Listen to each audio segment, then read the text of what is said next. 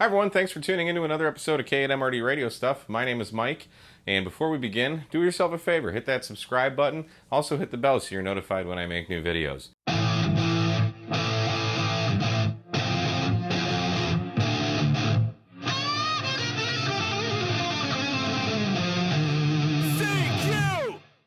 Today I want to share the presentation that I gave for the QSO Today Virtual Hamvention earlier this year, and I'm going to walk through all of the steps you need to get started in Parks on the Air, something very dear to me. And a lot of people ask, what do you need to do to get started and all that. It's really very easy, so this video should hopefully answer every question you might possibly have. But if you still have more after watching this, go ahead and drop a comment, and I will answer them as best I can. Today, we're going to talk about Parks on the Air. So specifically, how do we get started in Parks on the Air? What are some common radios that people are using out there? What types of antennas? Talk about different kinds of batteries that are used. And we're going to show different ways to log your contacts and submit your logs to your Parks on the Air section manager. So why do we POTA? Well, for me, I love being outside. I love summertime. I love the sun. I love nature. I always have. So to be able to pair that with ham radio is just awesome to me. So it also allows us to get out and enjoy our state and national parks. They're beautiful, beautiful places. Here in Michigan, I spend $11 for a year, and I can get anywhere, any state park in Michigan. It just puts a little sticker on your license plate, and we're good to go. So it might vary state by state, but pretty inexpensive, and it supports our state and national parks. So I also really got addicted to being the receiving end of the pileup a couple years ago at my first field day in 2018. It was about the last hour. I sat in on 10 meters and called CQ, and my gosh, the stations just piled in. So it's just exhilarating to be on the receiving end of a pileup. I think it's just fantastic. It's a lot of fun. We also practice our emergency skills. You know, if power goes out, if the obligatory stuff hits the fan, we have ham radio. That's how we can communicate. So just kind of honing those skills and being able to get out and set up something off the grid, totally self-contained and powered and everything like that is always fun, and always, a lot of times presents its own challenges and hurdles to overcome. So, and ultimately, it's just to have a lot of fun. I absolutely love being outside playing radio, and this gives us a reason to do just that. There's two different ways to participate in Parks on the Air. We have, on one hand, activators. Those are those of us who actually go out to the parks and set up our stations and activate the park. Call CQ Parks on the Air. And then there's hunters, those that are not in a park. You could be at home or away or wherever. Just, you could be at a different park. We get park-to-park contacts. So, but basically, those contacting people at the parks are known as hunters. So how do we get involved in Parks on the Air? It's ridiculously easy. You're going to go to parksontheair.com and click that dashboard login button that I have the arrows pointing to. And then you're going to get to this screen, and there's different ways to log in. You can apparently log in with Amazon or Google or Facebook, or you can sign up with your email, just whatever email address you want to use, and create a password. And once you've done that, you will go to this and type in your email and password, and you'll be logged in. Also, when you get to this page, you'll see the login tab that I've kind of circled there. You click on that, you enter your credentials, and then you'll see to the right of where we just were, you'll see my call sign, and now I'm logged in. This is the home page and kind of shows you different stats. Parks on the Air is all about stats. It's not really a contest, although there are, top activators of all time, top activators the current year, top hunters.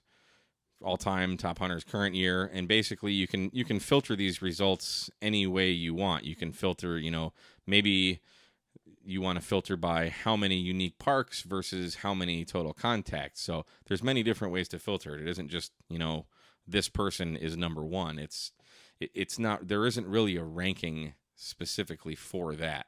There's no award for being on top as far as I know, because I'm not on top. Quick side note here, if you click on your call sign, that's where you can edit your preferences. You can log out. And this is also where they put who to actually submit your log to. Now, in my case, I'm an 8 call. So I submit to K8 at parksontheair.com. If you're a 5 call, it would be K5 at parksontheair.com, etc. But that's where they put it. I kind of wish they would put that a little more up front and center. But that's where it is. So now just know that. So this next slide I clicked on, let me back up here. If you see my stats towards the top center of the screen, that's what I clicked on. And I just want to show you some of the statistics that it follows. And there's so many. There's way more than I'm going to show in this presentation. But just real quick, my personal best, you can see on 5/20 of this year at Proud Lake State Rec area, I had 139 QSOs. That was a fantastic outing. Second, Mayberry State Park, 102. Proud Lake, 95. You can see which day has the most QSOs. Top 3 days, which day had the most activity. So there were a couple days that I did 3 parks in one day. Another one that I did 2 parks in a day. So let's see. You can see your hunter QSOs by band and mode. Now, I'm strictly a phone guy when I'm out portable. I don't do CW. I don't do data, although you can do CW. You can do FT8, whatever. The only real stipulation is it has to be simplex contact. You can't, you can work 70 centimeters, 2 meters, whatever. You just can't use a repeater. It has to be simplex. So under my activator QSOs by band and mode, you can see I'm all phone. On 40 meters, I have 1,354 contacts, 20 meters, 333, etc. So you can track your progress that way. These are my parks with activities. So I've activated 11 parks, and you can see at the far right the total QSOs I've got at Dodge State Park, 535. Then going down towards the bottom, 579 at Proud Lake. So it tracks everything you do, and there's a lot of awards that we'll touch on a little bit later, but. It's, again, statistics, you can track everything. So these are my hunted locations. I've got 40 different hunted locations, and this is separated by state or country, I suppose, but I have 40. So I pretty much worked 40 states parked on the air. I almost have my worked all states just by hunting different parks on the air activators. Kind of tying to that, I have 175 unique hunted parks. So that means I've talked to people in 175 different parks. And currently, I think there's over 4,000 different parks just in the United States in the database. So I have a long way to go. So how do I find a park near me? Once you've registered, how do you know where to go? You're not just going to go down the street to your local city park. It's state and national parks. So if you look at the top of the screen grab that I've kind of circled, there's a Find Parks tab, and then you click on the Near Me, and then that'll take you to a map. You'll have to allow your location, and I'm just outside of the Detroit area, so we're looking at Michigan now, and all those little yellow blips are different parks that I can activate. And if you hover over those parks and click on it, it'll tell you what park it is and what designator it is. So in the U.S., the designator would be the letter K followed by 4 numbers. And you can scroll all over the map and see where you want to go.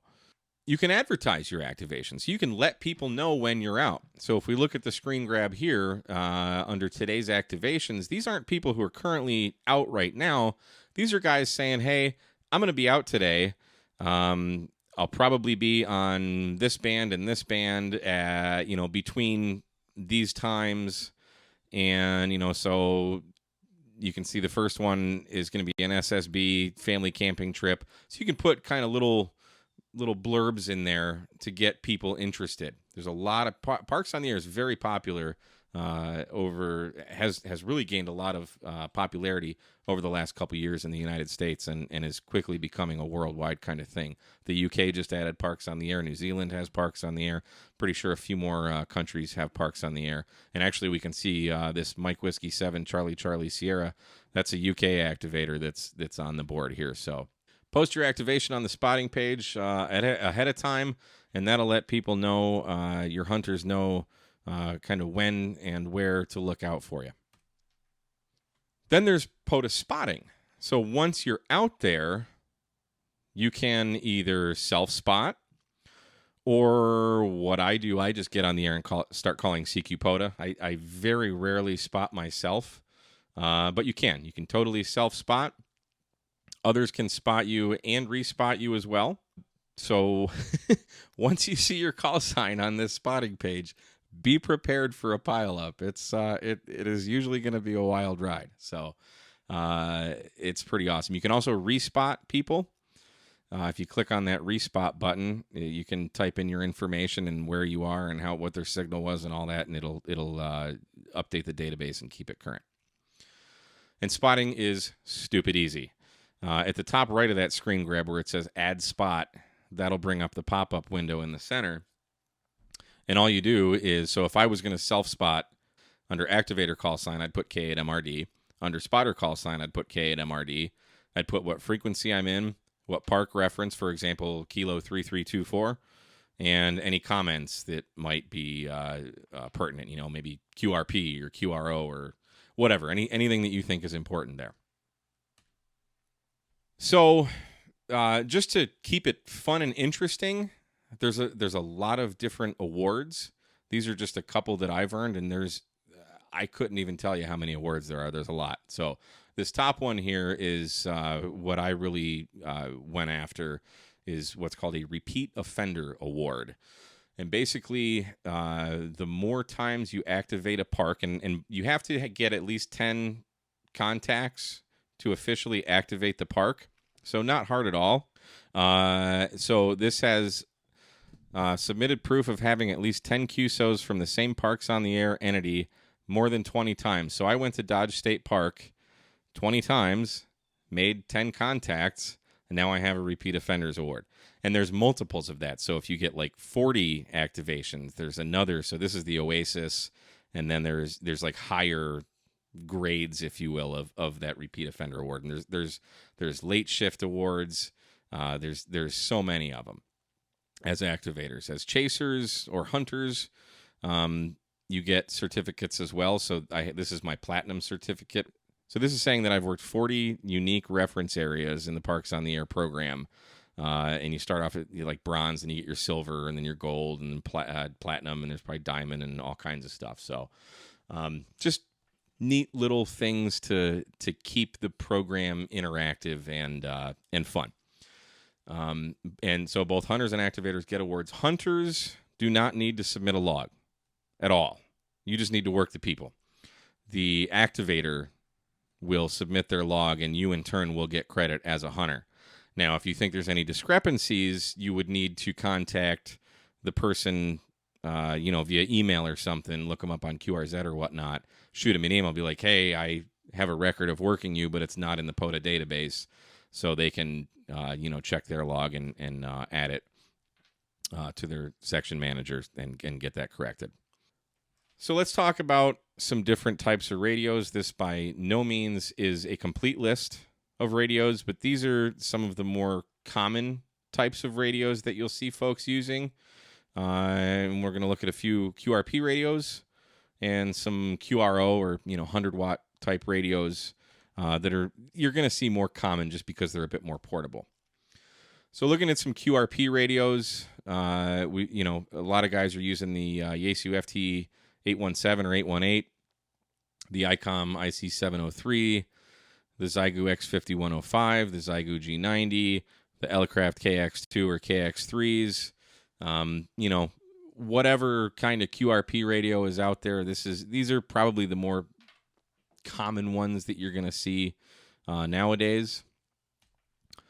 As far as QRO radios, Yaesu FT891 is a very popular radio.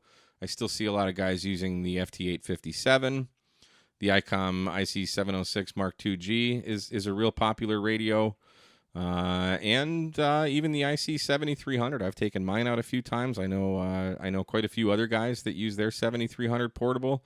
It's not a big radio, and pretty easy to do parks on the air with. So it doesn't matter what radio it is. I'm sure Kenwood has some as well. I don't really know many people that operate Kenwood radios, but yeah, they're out there too. So looking at some different types of antennas.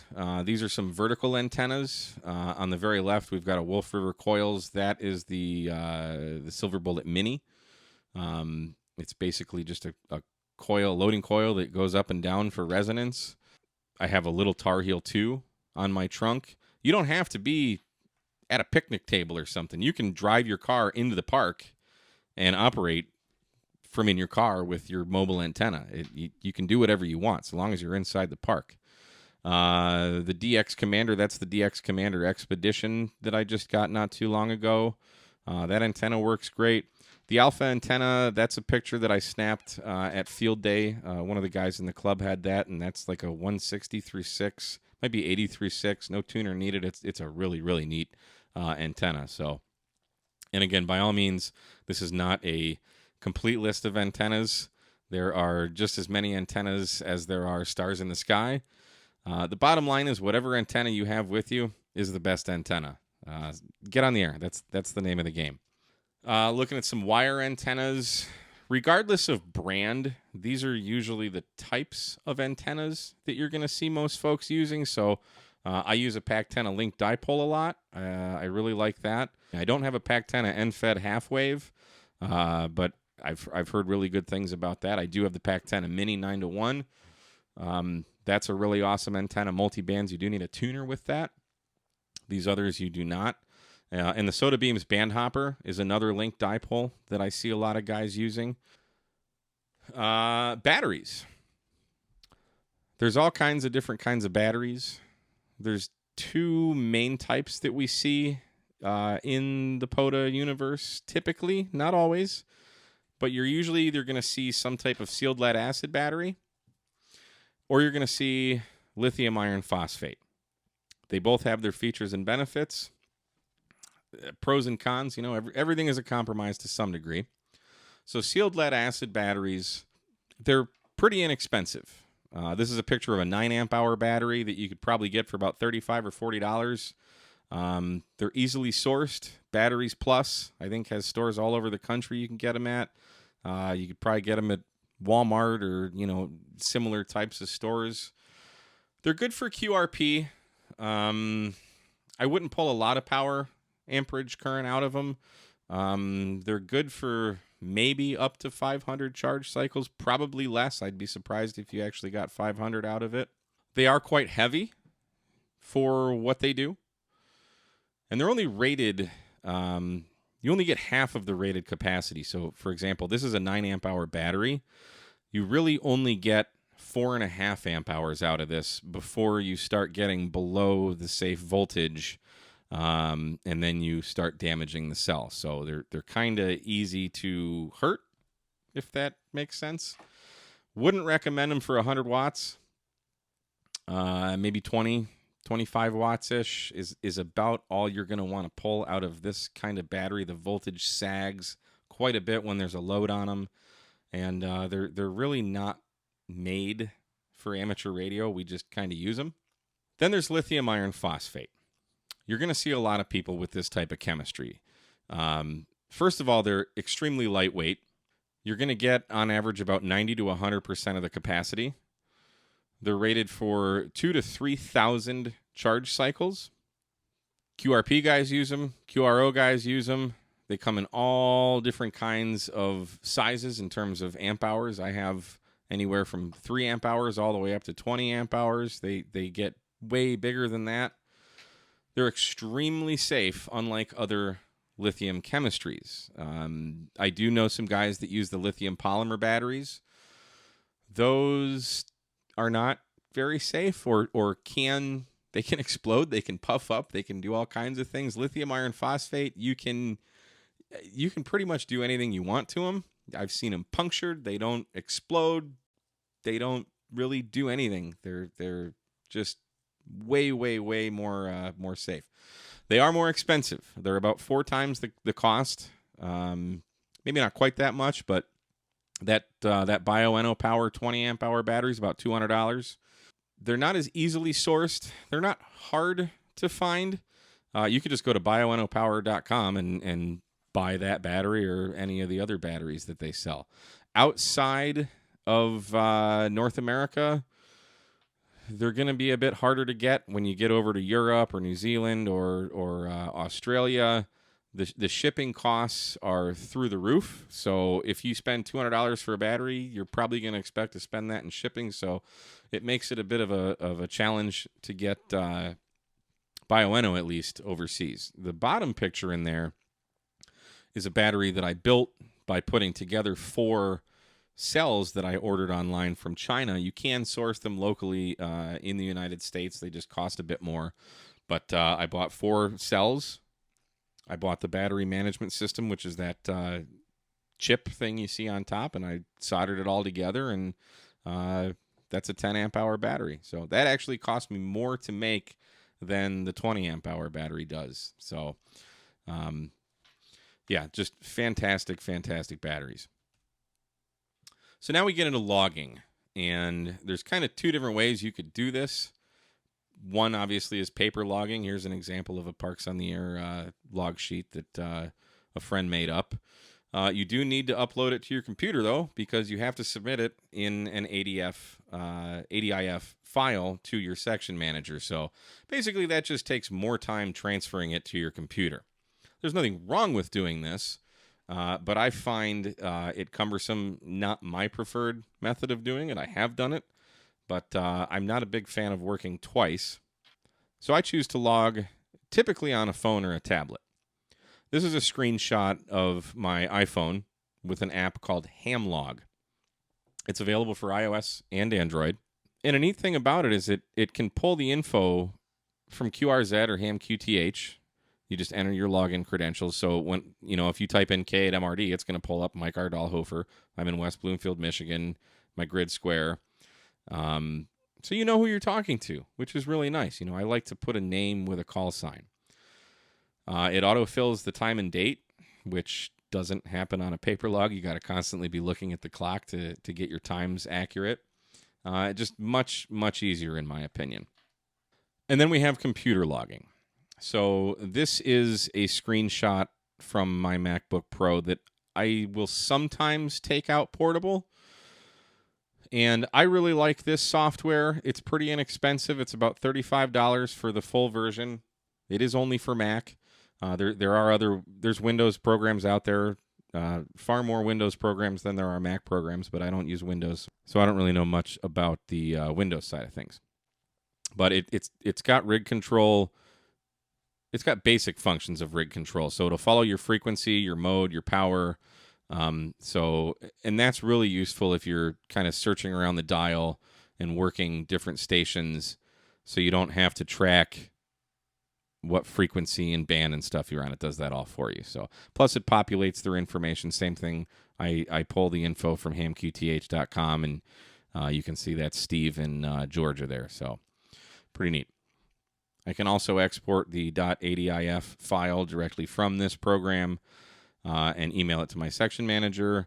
And I can also upload all my contacts with just a click of a button to Logbook of the World or QRZ or whatever logging software or worldwide type stuff you want to use. So that's it. Pretty easy, right? Hopefully this inspires you to get out there and get on the air. And like I said in the beginning, if you do have any questions, drop a comment down and we'll get them answered for you. Thanks for watching another episode of K at MRD Radio Stuff 73.